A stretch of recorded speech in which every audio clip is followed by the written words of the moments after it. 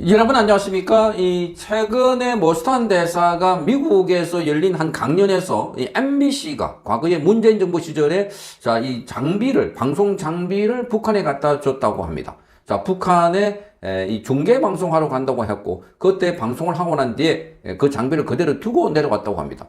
이게 바로 유엔 제재 위반이다. 유엔 대북 제재 위반이다 하는 겁니다.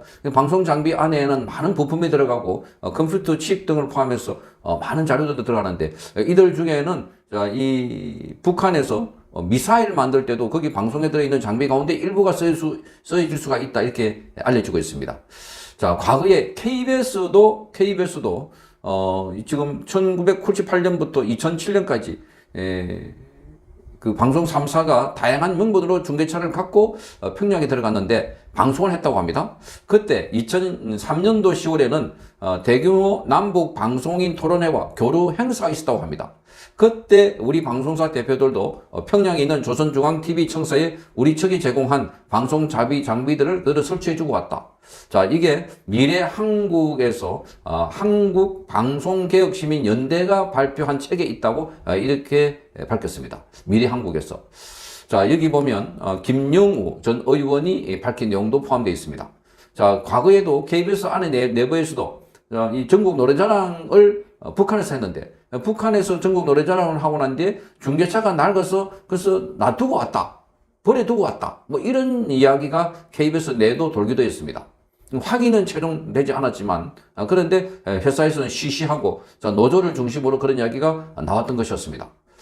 이런 걸 보면 MBC도 그렇고 KBS도 그렇고 북한의 방송 장비를 준 게 만약에 사실이라면 이거야말로 굉장히 중요한 대북 제재 위반이 아닐까. 특히 모스탄 대사는 MBC 사태를 지금 정확하게 끄집어내고 있습니다. 이 사실 여부를 확인하지는 못했는데 그런데 모스탄 대사가 이것을 2018년도에 그 북한에서 열렸던 경기를 취재하러 갔다 이렇게 말했다고 합니다. 직접 한번 들어보시기 바랍니다. 긴 MBC를 추궁해야 하는 이유. NBC went to North Korea and they left all this equipment that are potential dual-use items that run against United Nations and UN sanctions. If the UN and the US are serious about our sanctions, we should do something and go after NBC. NNP가 확인한 결과 MBC가 장비를 두고 왔다거나 대북 제재를 위반했다는 보도는 국내에 단 한 건도 없었다고 합니다. 이에 모스탄 대사에게 언제적 이야기인지 묻자 2018년 평창올림픽 당시의 일이라고 밝혔습니다. 실제로 당시 평양에서 열린 국제유소년 축구대회를 취재하기 위해 MBC 취재단이 파견됐습니다. 만약 이 주장이 사실이라면 MBC는 UN 대북 제재를 명백히 위반한 것입니다. 그리고 국제사회가 책임을 물어야 할 사안이 됩니다. 이런 맥락에서 모스탄 대사는 우리가 뭔가 조치를 취해야 하고 MBC를 더 추궁해야 한다고 발언한 것입니다. 모스탄 대사가 밝힌 MBC. 모스탄 대사가 밝힌 건 2018년도에 이 평창 올림픽 때 북한에서 유소년 청소년 축구 대회가 열리는데 그걸 MBC가 취재하러 가가지고 장비를 그때 놔두고 왔다는 겁니다. 뭐 장비라는 게 카메라, 중계차 장비나 또 카메라 이런 장비로 보이는데 분명한 것은 카메라 장비, 마이크 장비, 뭐 녹화, 영상기, 편집기 이런 장비를 가져가지 않았을까 하는 건데 이 모스탄 대사가 이걸 어떻게 할까? 그러니까 지금 NNP라고 미국에 있는 뉴스 앤 포스트 한인방송입니다. 여기서 국내에서 2018년도에 MBC가 북한에 장비를 두고 왔는지를 검색을 다 해보니까 국내는 그런 기사가 없다는 겁니다. 그런데 모스탄 대사는 이걸 알고 있습니다. 이게 사실이 맞다면 확인이 되지 않지만 모스탄 대사의 일방적인 주장이지만 사실이 맞다면 그리고 모스탄 대사가 이 내용을 어떻게 알고 있었을까? 맞다면 이거야말로 북한의 대북 제재 위반이 아닌가 이렇게 보입니다.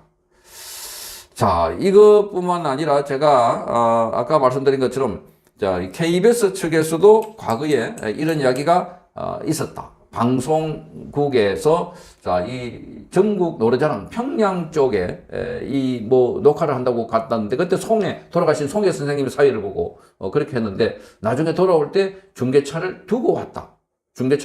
왜 그렇게 중계차를 두고 왔나? 이렇게 고장이 나가지고 못 쓸 것 같아서 뭐 그런 이야기가 나돌았습니다. 이것도 최종 KBS 측으로부터 확인이 되지 않는 이런 내용이었습니다. 그러니까 이런 걸 보면 방송사들이 이 음으로 양으로 북한을 도와줬다. 이런 걸 보면 지금 방송 언론사가 얼마나 특히 자경화되어 있고 좌편향인가. 그러니까 북한을 순수하게 인도적으로 돕는다기보다는 북한 체제를 도와준 것 아닌가. 북한 체제를. 김정은, 김정일, 그 다음에 김일성, 이 체제가, 우리가 누가 보더라도, 기자나 PD가 보더라도 이것은, 정상적인 체제가 아니다. 독재 정권. 인민들은 그야말로 굶주리고 헐벗고 이럼에도 불구하고 오직 그 체제만을 유지하려고 하는데 거기에 동원됐던 장비들, 동원됐던 기술, 뭐 돈, 이런 걸 보면 거의 체제 유지하는 데 쓰였던 것 아닐까 이렇게 보여지는 겁니다.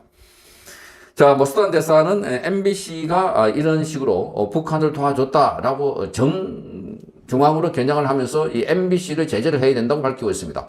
수차례 말씀드렸지만 모스탄 대사는 본인이 이 국무부 산하에 있는 이 전 세계 업무를 관할하는 그런 대사 업무를 특임 대사를 했기 때문에 정보를 본인이 많이 갖고 있다. 곳곳에 정보를 수집할 수 있다. 이렇게 말했습니다. 과거에 이재명 관련해서, 이 안동댐 관련해서 사건에 대해서도 자, 확인했나? 이렇게 물어보면 모스탄 대사는 복수의 여러 가지 소스로부터 확인을 했다. 이렇게 말하고 있습니다. 윤석열 전 대통령의 비상계엄 내란 수괴 혐의와 관련해서 재판이 열렸는데 이날 윤석열 대통령이 곽종건 특전 사령관을 직접 신문하는 영상을 제가 몇 차례 보여드렸습니다. 계속해서 보여드린 이유는 이 태도를 한번 보십시오. 윤석열 대통령이 비상계엄을 하고 내란 수괴고 그래서 윤석열 대통령이 그야말로 이런 중범죄자라면 이런 당당한 질문, 신문이 나올 수 있겠는가. 그리고 이 지종 일관되게 이 곽종건과 윤석열 대통령의 신문에서 보면 곽종건은 뭔가 말이 꼬여가지고 이랬다 저랬다 횡설 수설하는 장면. 윤석열 대통령은 정확하게 직접 설명을 하고 명쾌하게 설명을 하고 그리고 그걸 캐묻고 있는 장면들입니다. 자, 얘기 한번 보십시오. 윤석열 대통령이 인하고 참석한 사람 윤석열 대통령이 그 국군의 날 10월 1일 날 행사를 마치고 지난해입니다. 행사를 마치고 관저에서 그 장군들을 모아가지고 회식을 하고 그래서 격려를 했다. 자, 그런데 10월 1일이면 비상계엄이 일어나기 2달 전입니다. 그런데 곽종건은 그날 윤석열 대통령이 한동훈을 잡아와서 내가 총으로 쏴야겠다 이렇게 말했다고 하는데 윤석열 대통령은 그게 아니라 바로 나라라 어렵다. 반국가 세력들이 지금 대한민국을 점령하고 있는 이런 상황들. 그 정치, 경제, 사회 우리 각 분야에서 국정 현안에 대해서 대통령이 설명도 해주고 그런 이야기를 했다고 합니다. 자, 그래서 한번 그날 대통령이 했다는 이야기를 직접 한번 들어보시고 곽종건의 반응도 한번 보시기 바랍니다. 우리 증인이라고 참석한 사람들하고 술 마시면서 이런 얘기 내가 하는 거 들은 적 있어요? 그냥 시국 뭐 반국가 이 얘기만 했습니까? 전반적인 이런 국정 상황에 대해서 군 고위 간부들도 알아야 되니까 이런 외교 안보라든가 경제 이런 국정 운영에 대해서 여러분들한테 얘기한 적 없습니까? 식사하실 때 그 국정 전반적인 운영, 그 국정에 대한 어려움 토로하시는 것들 그중에 뭐 그런 것들이 주로 원인이 이제 반국가 세력이나 뭐 종북 세력 이런 세력들에 의해서 국정의 어려움 이런 부분을 토로하셨던 부분을 그러니까 전반적인 얘기들을 다 들었죠? 그것들이 다 반국가 세력과 종북 세력들 이런 것들에 대한 어려움이 있다라고 한 연관져서 했던 부분들은 기억은 많이 있습니다. 네. 그래. 자, 그 반국가 세력들 그리고 지금 이 세력들 때문에 국정이 어렵다 하는 이야기를 했다고 합니다. 윤석열 대통령.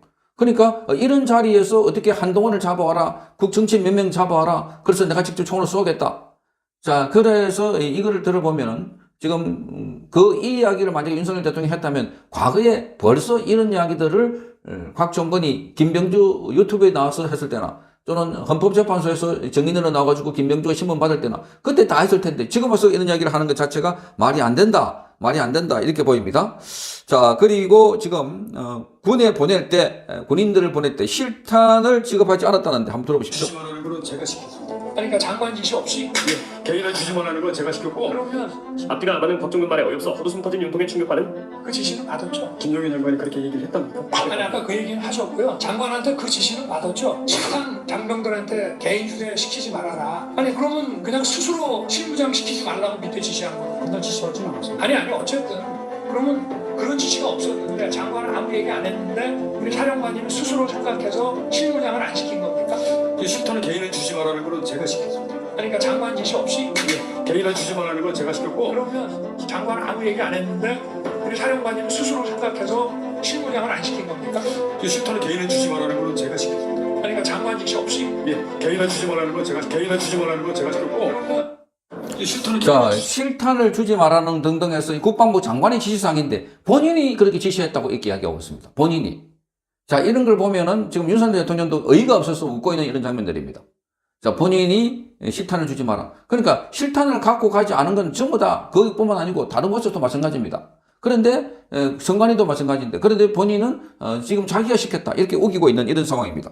거기다가 지금 이런 식으로 막 끌어내라, 국견을 끌어내라 이렇게 지시를 받았다면 그거 아까 시간이 틀린다는 거 제가 수차례 말씀드렸습니다. 그래서 곽종건이 정은이 위정이다 했는데 그런데 그런 중차대한 지시를 받았으면 한 번은 물어봐야 되지 않느냐. 병력이 몇 명이냐. 70명 제압이 가능하다 보시나요? 곽종근 답변이 이상한데요? 본회의장 문을 부시고 들어가서 의원을 끄집어내라 만약에 지시를 했다라고 한다면은 이게 굉장히 중차대한 지시라 그걸로 그냥 전화가 끝나는 게 아니고 진행 상황이 어떻게 되는지를 그래도 한두 번 더 물어봐야 되는 거 아니에요? 707 뭐 소수 들어갔는데 근무수행 그거의 문제는 707의 능력을 잘 모르고 하신 말씀입니다. 그것은 16명이 들어가 있는 인원들이 못한 게 아니고 안 한 겁니다. 그들의 능력은 고막 난리잖아요. 그 화면을 보면은 안 하기 위해서 그런 거. 아니 그러니까 절제하고 안 한 것이라는 걸 제가 분명히 말씀을 드리고 그리고 TV로 들어가서 끌어내는 것을 안 하는 걸 보셨지 않습니까? 곽종근이 거짓말한다 생각하시면 좋아요. 구독 눌러주세요.